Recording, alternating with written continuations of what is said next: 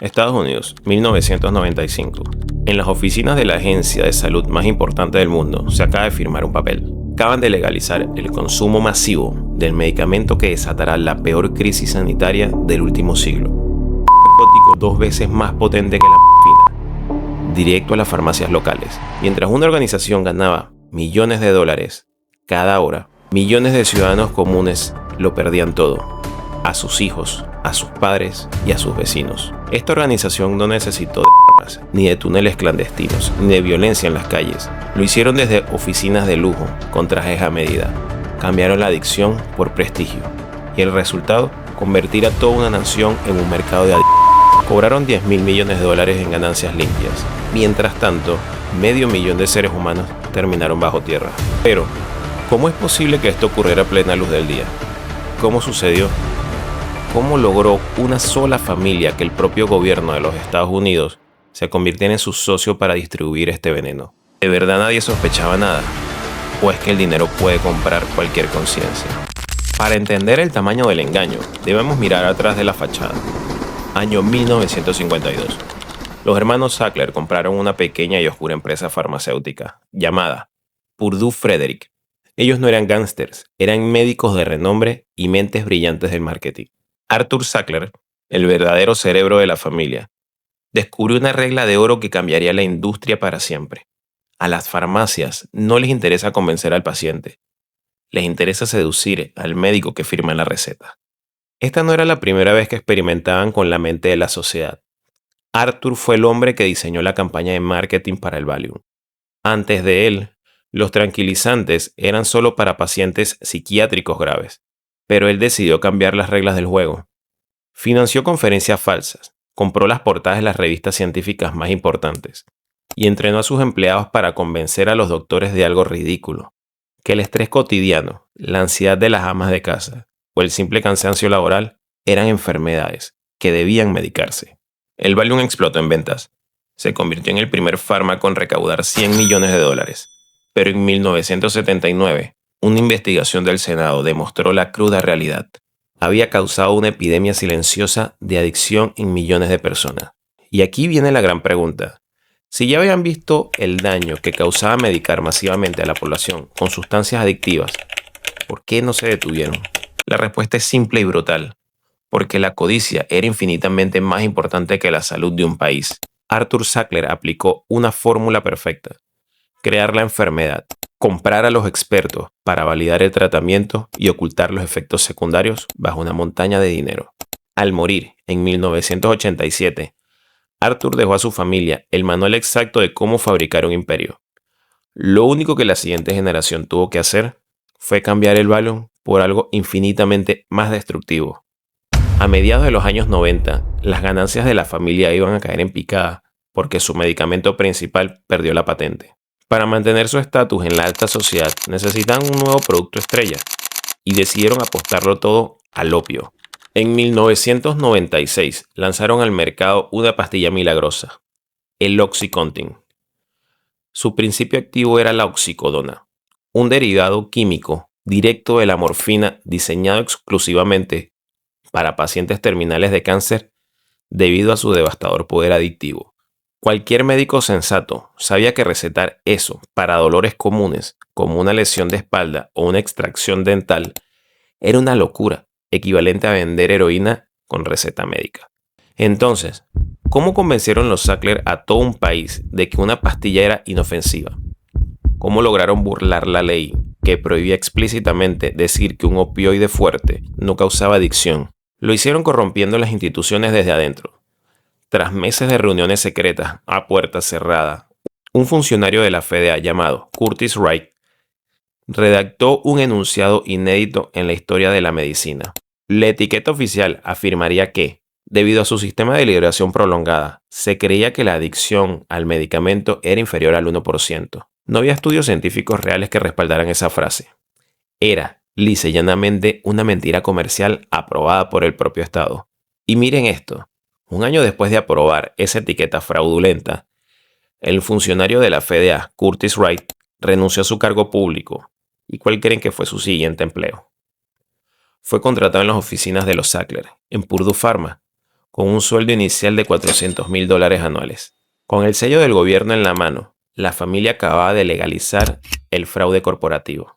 La maquinaria del engaño estaba lista para encenderse. Con la etiqueta de la FDA en el bolsillo, los Sackler no se quedaron sentados esperando a que los médicos descubrieran el OxyContin. Lanzaron un ejército a las calles, contrataron a miles de visitadores médicos jóvenes, atractivos y carismáticos. Los enviaron con maletines llenos de incentivos a las zonas más vulnerables del país, regiones mineras, pesqueras e industriales. Lugares donde el trabajo físico pesado dejaba miles de obreros con dolores crónicos de espalda o rodillas. En fin, el blanco perfecto. El lavado de cerebro a los doctores se basaba en una mentira de 3 capas.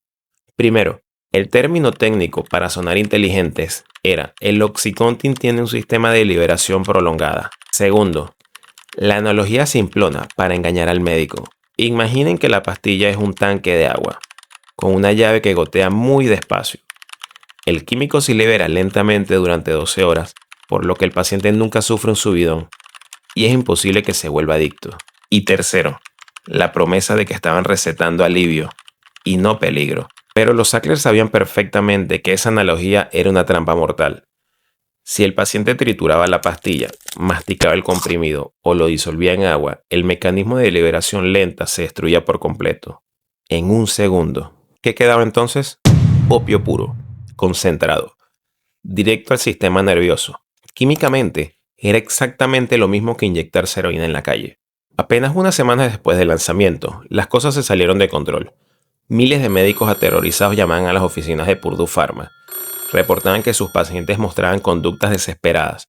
Se ponían agresivos y les retrasaban la dosis. Visitaban diferentes clínicas buscando más recetas o exigían pastillas llorando. Eran síntomas lógicos de una adicción severa. Y aquí es donde la historia se vuelve verdaderamente macabra. Al ver que miles de personas estaban convirtiéndose en adictos, ¿qué hicieron los Sackler?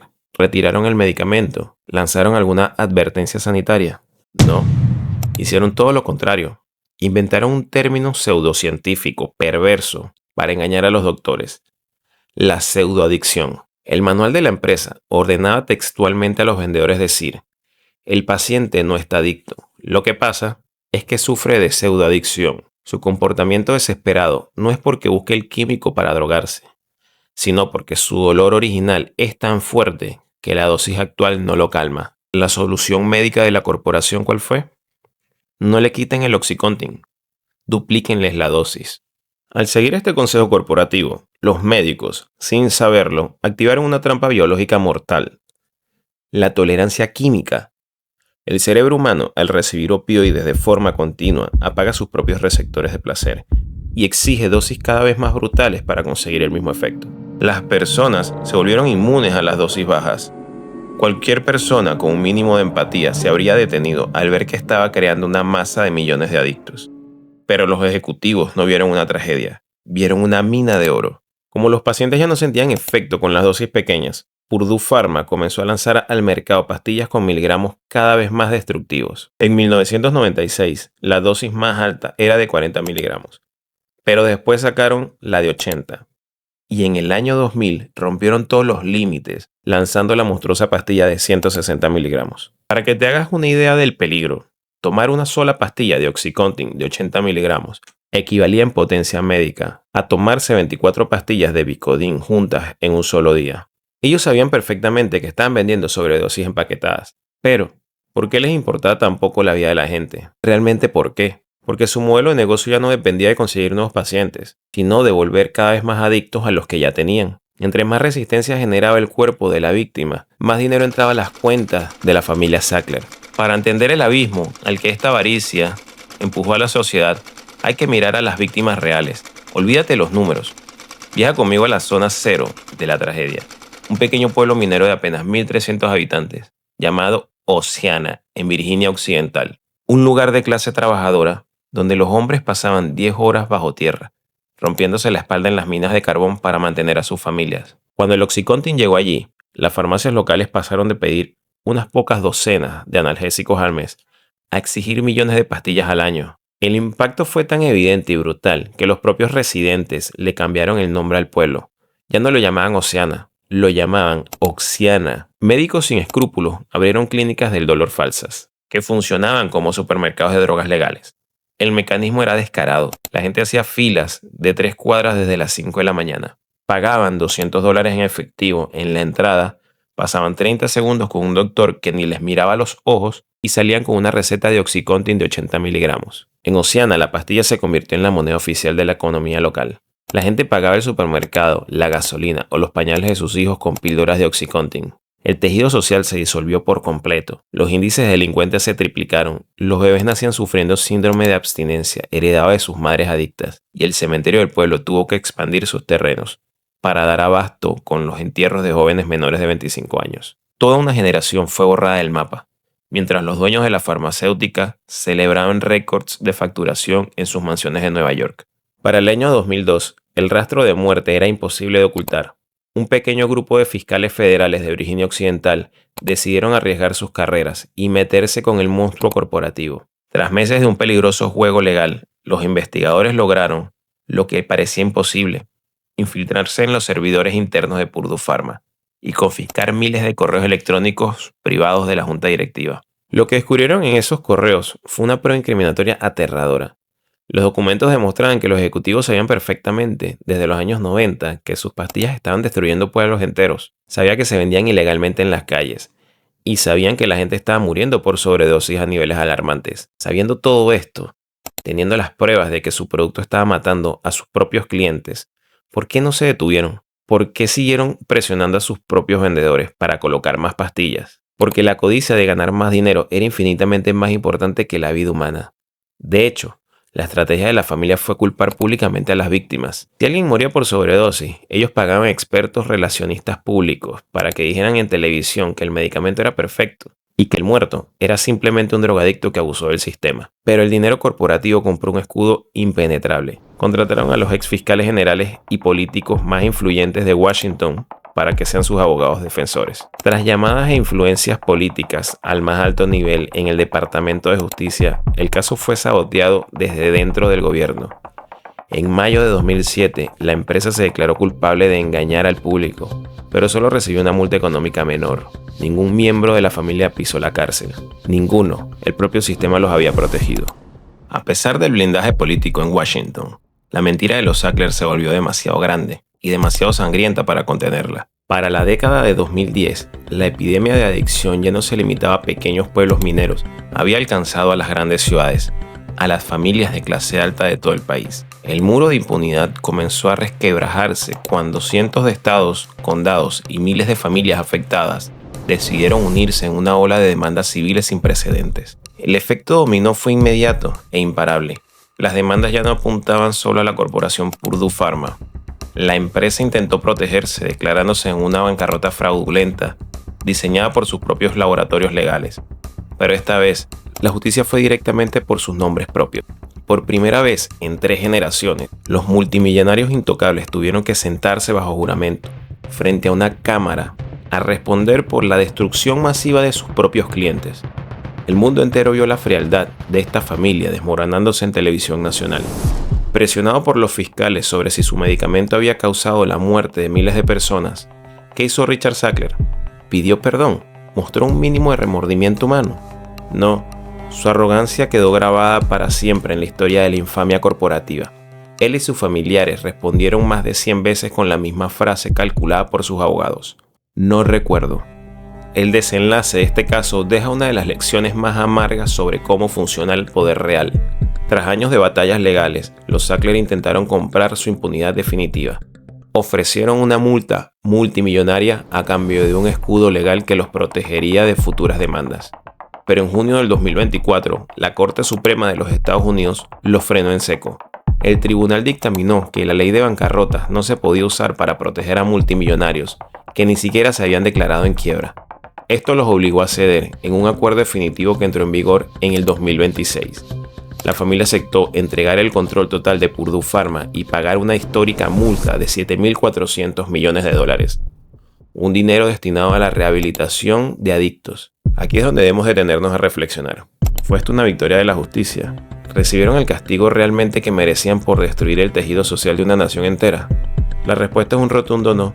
Ningún miembro de la familia Sackler pasó ni pasará jamás una sola noche en una celda de prisión. A pesar de pagar la multa más grande de la historia médica, todavía conservan una fortuna intacta estimada en más de 5.000 millones de dólares en paraísos fiscales.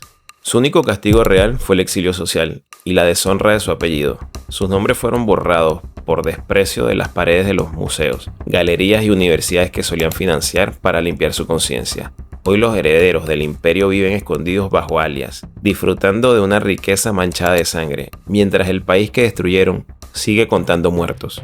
El imperio de esta familia llegó a su fin, pero la impunidad corporativa sigue intacta. Y esto nos deja con una última e inevitable pregunta.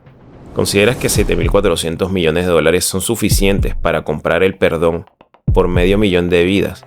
¿O la verdadera justicia debió terminar con esta familia tras las rejas? Déjame tu opinión en los comentarios, los estaré leyendo y debatiendo con ustedes. Este es un proyecto nuevo y tu apoyo es fundamental para seguir destapando estas historias. Si te gustó el video, suscríbete, dale like y activa la campanita. Gracias por quedarte hasta el final.